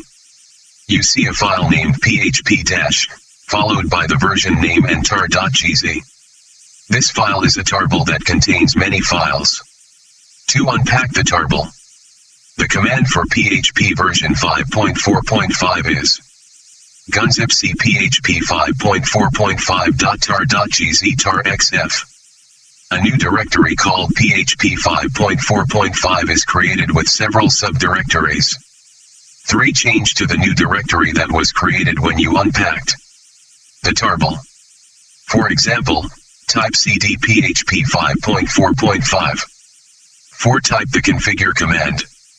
The configure command consists of /configure followed by the configuration options you want to use. The minimum configure command is /configure with apps2. You might want to use other configuration options with the configure command. The available configuration options are discussed in the SEC. See # installation options for Unix, Linux, and Mac OS later in this chapter. For this book, you need to activate MySQL support now, which is done with the configuration option. Activating MySQL support is discussed in Chapter 4 of this mini book. When you type the configure command, you see many lines of output. Wait until the configure command has finished. This might take a few minutes. If the configure command fails, it provides an informative message. Usually, the problem is missing software. You see an error message indicating that certain software cannot be found. In that case, you need to install or update the software that PHP needs. If the app's utility is not installed in the expected location, you see an error message indicating that apps could not be found. If you get this message, check the location where apps is installed, find /name apps2, and include the path in the with apps option of the configure command. With apps equals /usr/bin/apps2 or /usr/local/ Apache /bin/apps2 or possibly /usr/bin/apps2. 5. Type make. You see many lines of output. Wait until AudioBook finished. This might take a few minutes. 6. Type make install. Installing on Mac OS X. Beginning with PHP 4.3, you can install PHP on Mac OS X as easily as on Unix and Linux. You install PHP by downloading source files, compiling the source files, and installing the compiled programs. Read all the way through the steps before you begin. Be sure that you understand it all clearly and have everything prepared so you don't have to stop in the middle of the installation. Preparing for a Mac OS X installation. If you want to use PHP with Apache for your website, Apache must be installed. Most Mac OS X systems come with Apache already installed. 4. More information on Apache, see Chapter 2 of this mini book. Before beginning to install PHP, check the following. The Apache version is recent. See Chapter 2 of this mini book for a discussion of Apache versions. To check the version, type the following on the command line. httpdv. You might have to be in the directory where httpd is located before the command will work.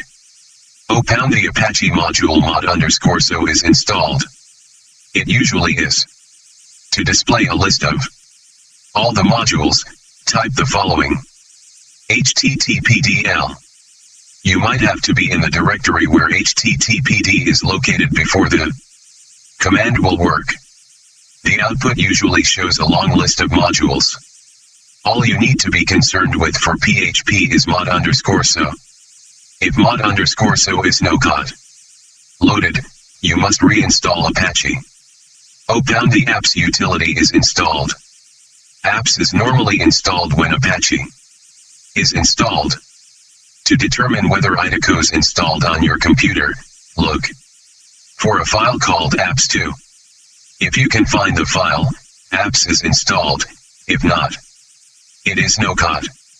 Open the files from the developerico's tool CD are installed.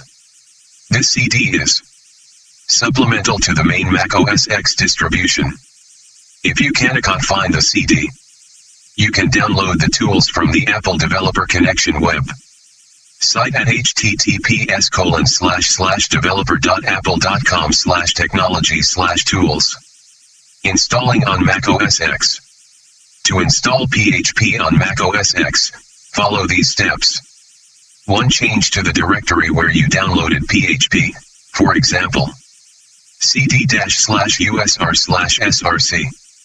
You see a file named php- followed by the version name and tar.gz. This file contains several files compressed into one.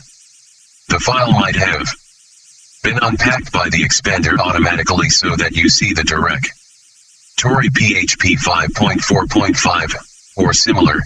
The version will likely be different. If so, skip to step 3. To unpack the tarball. The command to unpack the tarball for PHP version 5.4.5 is tar xvfc php 5.4.5.tar.gz. A new directory called PHP 5.4.5 is created with several subdirectories. 3. Change to the new directory that was created when you unpacked the tarball. For example, you can use a command like the following: cd php 5.4.5.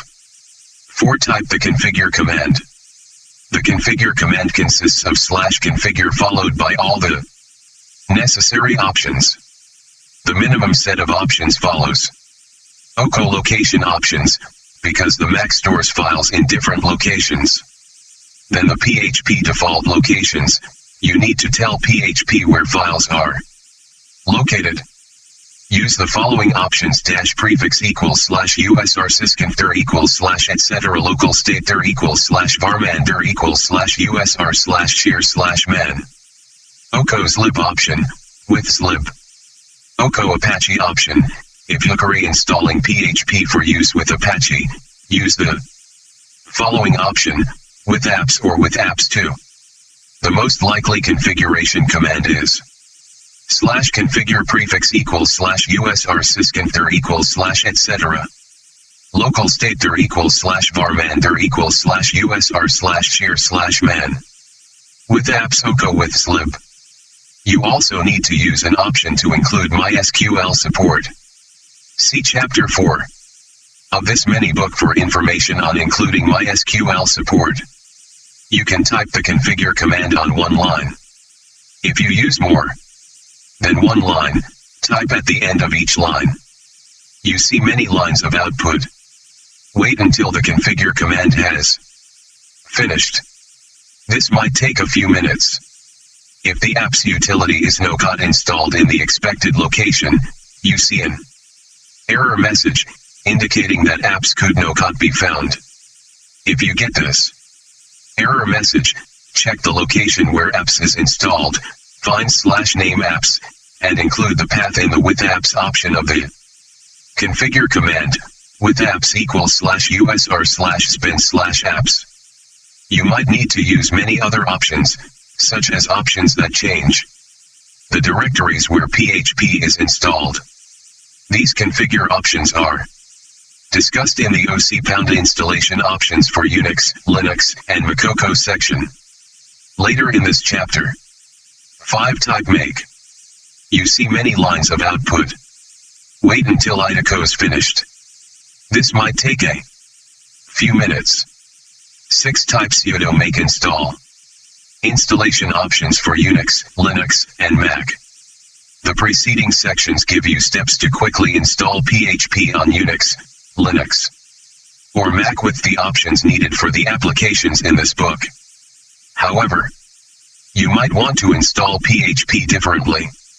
For instance, all the PHP programs and files are installed in their default locations, but you might need to install PHP in different locations. Or you might be planning applications using additional software. You can use additional command line options if you need to configure PHP for your specific needs. Just add the options to the command shown in step 4 of the Unix and Mac installation instructions. In general, the order of the options in the command line doesn't matter, but the case does. Unix, Linux, and Mac commands are typically case sensitive. So if you see the command in lowercase, which is typical, you need to make sure you use lowercase as well when you type it in. Table 3-1 shows the most commonly used options for PHP. To see a list of all possible options, type /configure help. Table 3-1. PHP configure options. Option tells PHP to prefix equals prefix. Set the main PHP directory to prefix. The default prefix is /us or /local. Exec prefix equals eprefix. Install architecture dependent files in eprefix. The default eprefix is prefix. Binder equals dir. Install user executables in dir. The default is eprefix /bin. Infodir equals dir. Install info documentation in dir. The default is prefix /info. Mander equals dir. Install man files in dir. The default is prefix /man. With config file. Path equals dir. Look for the configuration file, php.ini, in dir. Without this option, PHP looks for the configuration file in a default location, usually /us or /local/lib. Disable libxml. Disable XML support that occurs included by default. Enable FTP. Enable FTP support. Enable magic quotes. Enable automatic escaping of quotes with a backslash. With apps equals file. Build a shared Apache module using the apps util. ity located at file. Default file is apps. With apps2 equals file. Build a shared Apache 2 module using the apps utility located at file. The default file is apps. With mysql equals dir. Enable support for MySQL 4.0 or earlier databases. The default dir where MySQL is located is /us or /local. With mysql equals dir. Enable support for MySQL 4.1 or later databases. dir needs to be the path to the file named mysql_. Config that was installed with 4.1. Available only with PHP 5 or later. With OpenSSL equals dir. Enable OpenSSL support for a secure server. Requires OpenSSL version 0.9.5 or later. With OC8 equals dir. Enable support for Oracle 7 or later. Default dir is contained in the environmental variable, Oracle_home. With Oracle equals dir. Enable support for earlier versions of Oracle. The default dir is contained in the environmental variable, Oracle_home. With PGSQL equals dir. Enable support for PostgreSQL databases. The default dir where PostgreSQL is located is /us or /local/pgsql. With Surflay equals dir. Include Surflay support. dir is the base install directory for the JSDK. The Java extension must be built as a shared .dll. Installing on Windows. PHP runs on Microsoft Windows beginning with Windows 98, though. You'll likely have difficulty getting everything running if you're still using Windows 98. A newer version of Windows, such as Windows XP or later, ideally Windows 7 or later, is recommended. To install PHP 5 or 6 on Windows, you unzip the file that contains all the necessary files for PHP and store the files in the appropriate locations. As an alternative to unzipping the files, you could run a PHP installer, which may also be available for your version of Windows. You can find out at the PHP website. The following steps show how to install PHP on Windows using the zip file. 1. Extract the files from the .zip file into the directory where you want PHP to be installed, such as cphp. The zip file is named PHP, followed by the version number and Win32 zip, such as PHP 5.4.5 Win32.zip-. If you double-click the file, it should open. Copy the files to an appropriate directory or extract them. If your unzip software has that option, cphp is a good choice for installation because many configuration files assume that echoes where PHP is installed, so the default settings are more likely to be correct. Do not install PHP in a directory with a space in the path, such as in Program Files PHP. You now have a directory and several subdirectories that contain all the files from the zip file. You should be able to run PHP programs. Occasionally, PHP needs files that it cannot find. When this happens, PHP displays an error message when you run a PHP program, saying that it cannot find a particular file with a .dll extension. You can usually find a DLL in the ext subdirectory and copy it into the main PHP directory. 2. Activate MySQL support. Instructions are provided in Chapter 4 of this mini-book. 3. Configure your web server. The next section provides instructions for configuring your web server. 4. Configure PHP. Follow the directions in the OC_configuring FACO section, later in this chapter. Your web server needs to be configured to recognize PHP scripts and run them. Here we tell you how to configure both Apache and IIS on Windows. And we also tell you how to configure Apache on Linux and Mac. Configuring your web server on Windows. You cannot have Apache and Internet Information Services, IIS, running at the same time using the same port number. Either shut down one web server or tell them to listen on different ports. We tell you how to change the port on which Apache listens in Chapter 2 of this mini-book. In this section, we tell you how to configure both Apache and IIS for PHP. Configuring Apache on Windows. You must edit an Apache configuration file, called httpd.conf, before PHP can run properly. It is possible that PHP automatically configured itself to work with Apache.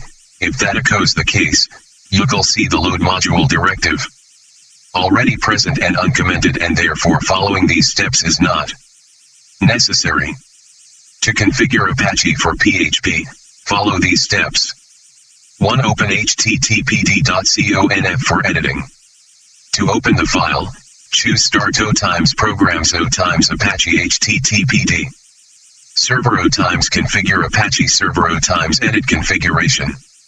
If edit configuration is not on your start menu, find the httpd.conf file on your hard drive, usually in the directory where Apache is installed.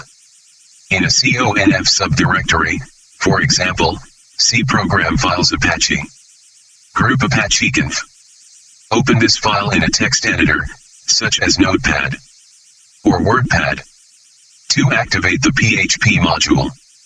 Look for the module statement section in the file and locate the following line.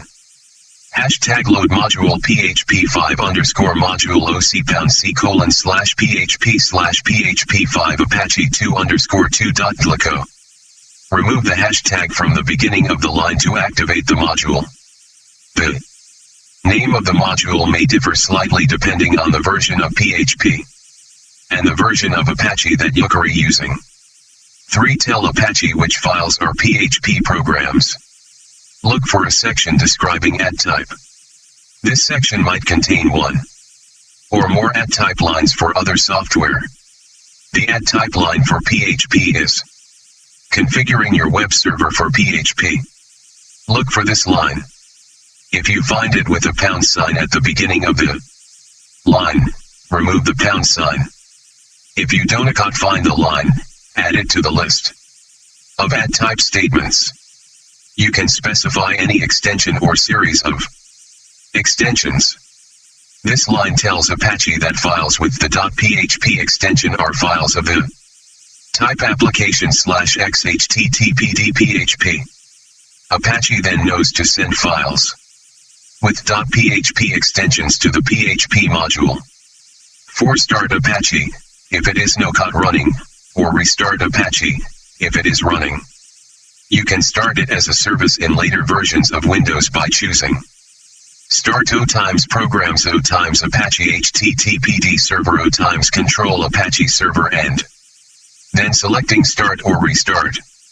You can start it in Windows 98/me by choosing Start O times Programs O times Apache Web Server O times Management. Sometimes restarting Apache is no sufficient. You must stop it first and then start it. In addition, your computer is undoubtedly set up so that Apache will start whenever the computer starts. Therefore, you can shut down and then start your computer to restart Apache. Configuring IIS. PHP can also be used with IIS. Though we focus mainly on Apache in the book, you can use these steps to configure IIS to work with. 1. Enter the IIS Management Console. You can enter it by choosing Start O times Programs O times Administrative Tools O times Internet Services Manager or Start O times Control Panel O times Administrative Tools O times Internet Services Manager. 2. Right-click your website, such as default website. 3. Choose Properties. 4. Click the Home Directory tab. 5. Click the Configuration button. 6. Click the App Mappings tab. 7. Click Add. 8. In the executable box, type the path to the PHP interpreter. For example, type cphp.phpcgi.exe. 9. In the extension box, type .php. This will be the extension associated with PHP scripts. 10. Select the Script Engine checkbox. 11. Click OK. Repeat step 6 OK10 if you want any extensions in addition to .php to be processed by PHP, such as .phtml. Configuring Apache on Linux and Mac. You must configure Apache to recognize and run PHP files. An Apache configuration file, httpd.conf, is on your system, possibly in /etc or in /usr/local/apache/conf. You must edit this file before PHP can run properly. Because Apache was installed prior to PHP, the PHP installation process may have edited the file automatically. If this is the case, you'll notice that the PHP module will already appear in the httpd.conf file. Follow these steps to configure your system for PHP. 1. Open the httpd.conf file so you can make changes. 2. Configure Apache to load the PHP module. Find the list of load module statements. Look for the following line. Load module php5_module libxeq/lib5.so. If this line is no there, add it. If a £, hashtag, is at the beginning of the line, remove the £. 3. Configure Apache to recognize PHP extensions. You need to tell Apache which files might contain PHP code. Look for a section describing add type. You might see one or more add type lines. For other software, look for the add type line for PHP, as follows. Add type application /xhttpdphp.php. If you find a #, hashtag, at the beginning of the line, remove the #. If you don't find this line, add it to the add type statements. This line tells Apache to look for PHP code in all files with a .php extension. You can specify any extension or series of extensions. Start the Apache HTTPD server, if it is not running, or restart the Apache HTTPD server, if it is running. You can start or restart the server with a script that was installed on your system during installation. This script might be Apache or httpd.apache, and might be located in /bin or /usr/local/ Apache/bin. For example, you might be able to start the server by typing Apache start, restart it by using Apache restart, or stop it by using Apache stop. Sometimes restarting is not sufficient. You must stop the server first and then start it.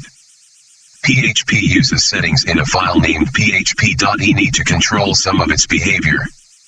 PHP looks for php.ini when it begins and uses the settings that it finds. If PHP cannot find the file, it uses a set of default settings. The default location for the php.ini file is one of the following unless you change it during installation. Open Windows, the system directory, depending on the Windows version. On Windows 98/me/xp/vista/7/8, Windows, on Windows NT/2000, and sometimes XP and Vista, Wint. Open Unix, Linux, and Mac, /usr/local/lib. If the php.ini file is not installed during installation, you need to install it now. A configuration file with default settings, called php.ini.dist, is included in the PHP distribution. Copy this file into the appropriate location, such as the default locations just mentioned, changing its name to php.ini.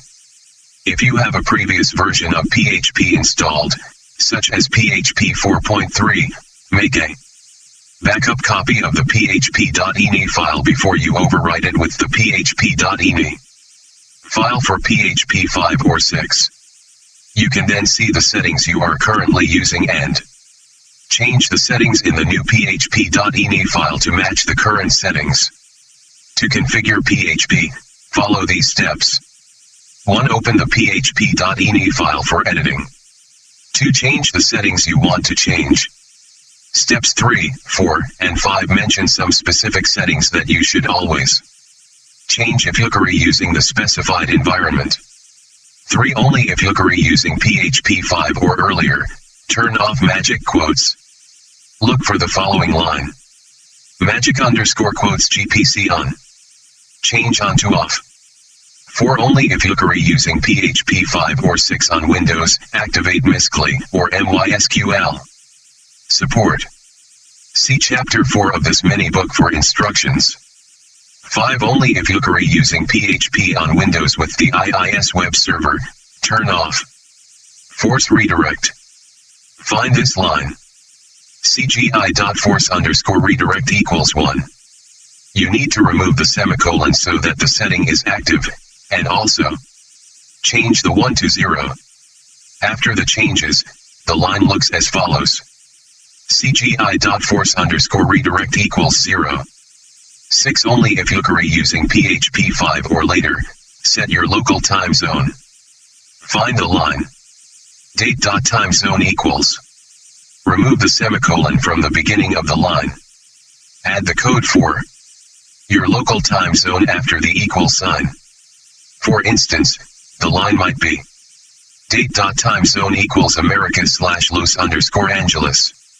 You can find a list of time zone codes at www.php.net/manual/n. Timezones.php. 7. Save the php.ini file and restart the web server. In general, the remaining default settings allow PHP to run OK, but you might need to edit some of these settings for specific reasons. We discuss settings in the php.ini file throughout the book when we discuss a topic that might require you to change settings. Testing PHP. To test whether PHP is installed and working, follow these steps. 1. Find the directory in which your PHP programs need to be saved. This directory and the subdirectories under it are your document root. The default document root for Apache is hidedocs in the directory where Apache is installed. For IIS, idocos init root. In Linux, it might be /var/www/html. The web space can be set to a different directory by configuring the web server. If you're using a web hosting company, the staff will supply the directory name. 2. Create the following file somewhere in your web space with the name test.php. Doctype HTML. HTML. Head. Title PHP test/title. /head. Body. P. This is an HTML line /p. PHP. Echo OC pound P. This is a PHP line /p OCO. Finfo. /body. /HTML. Book I. Chapter 3. Installing PHP. 52. Testing PHP. Figure 3:1. PHP. The file must be saved in your document root in order for the web server to find it. 3. Run the test.php file created in step 2. That is, type the host name of your web server into the browser address window, followed by the name of the file. For example, type http://www.example.com/test.php. If your web server, PHP, and the test.php file are on the same computer that you're testing from, you can type http://localhost/test.php. For the file to be processed by PHP, you need to access the file through the web server OCO, not by choosing Filio times open from your web browser menu. The output from the test.php program is shown in figure 3:1. The output shows 2 lines, followed by a table. The table is long and shows all the information associated with PHP on your system. It shows PHP information, path names, and file names, variable values, and the status of various options. The table is produced by the finfo line in the test script. Anytime that you have a question about the settings for PHP, you can use the finfo statement to display this table and check a setting. If you see only a blank page or only the first line and not the second line, and the table of settings, see the next section. This section describes some common problems encountered with the installation of PHP. We don't stop there, of course.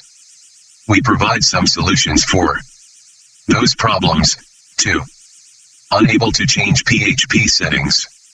If you change settings in your php.ini file but the changes don't seem to have the expected effect on PHP operations, one of 2 things is probably the cause.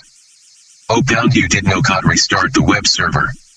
If that is the case, just restart the web server so that the changes will go into effect. You might not be editing the php.ini file in the location where PHP is reading it. You can check which php.ini file PHP is reading. You might have more than one php.ini file, or you might have it stored in the wrong location. When you test PHP using the fpinfo statement, as shown in the earlier OC testing fpco section, PHP outputs many variable values and settings. One of the settings close to the top is configuration file path, which shows the path to the location where PHP is looking for the configuration file. If the path ends in a file name, that echoes the file PHP is using for its configurations.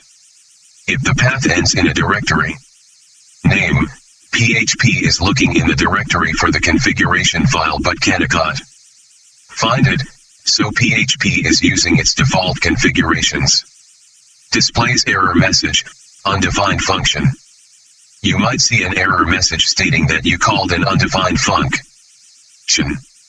This message means that you're calling a function that PHP doesn't recognize. You might have misspelled the function name, or you might be calling a function in an extension that is not activated. Displays a blank page or HTML output only. When you look at a web page in your browser and a blank page displays or only the HTML output displays, the web server is not sending the PHP code to PHP for processing. You might not be viewing the web page through the web server. You cannot open the web page by selecting Fileo times Open Page in your browser menu. You must type the URL to the page, such as http://localhost/test.php, in the browser address window. You might not have your web server configured correctly for PHP. Check the section OC configuring your web server for PHP OCO earlier in this chapter. Double check that the Apache directives are typed correctly and in the correct location. Restart the web server after making any changes.